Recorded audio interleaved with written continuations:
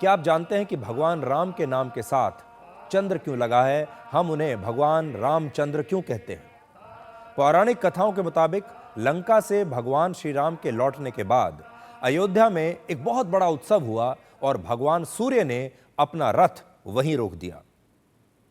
नतीजा यह हुआ कि अयोध्या में करीब 1 महीने तक दिन चलता रहा, रात हुई ही नहीं।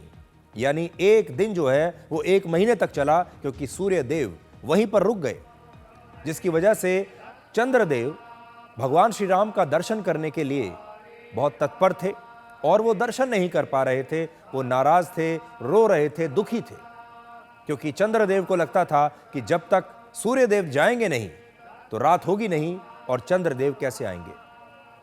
तो लगातार कहते रहे कि सूर्यदेव जब तक यहाँ रहेंगे तब तक मेरी बारी नहीं आएगी और मैं भगवान श्री राम के दर्शन कैसे करूँगा।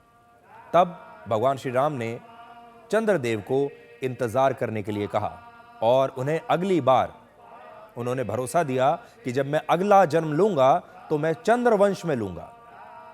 भगवान श्री राम ने कहा कि इस बार तो मैंने सूर्यवंश में जन्म लिया है, इसलिए भगवान सूर्य का यहाँ होना ज़रूरी है, लेकिन अगली बार मैं चंद्रवंश में जन्म लूँगा और आपके साथ रहूँगा।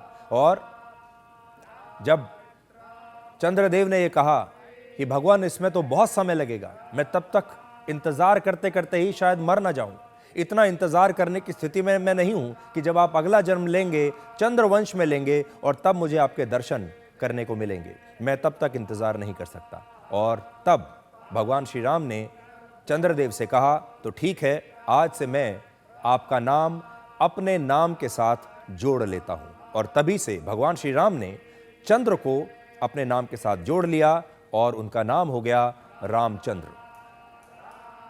जबकि वो सूर्यवंशी थे और सूर्यवंशी होने के नाते उनके नाम के साथ चंद्र लगा हुआ है और इसीलिए उन्हें भगवान रामचंद्र कहा जाता है। दुनिया में कुछ धर्मों ने दूसरे धर्मों और पूरी सभ्यता को ही जड़ से समाप्त किया है।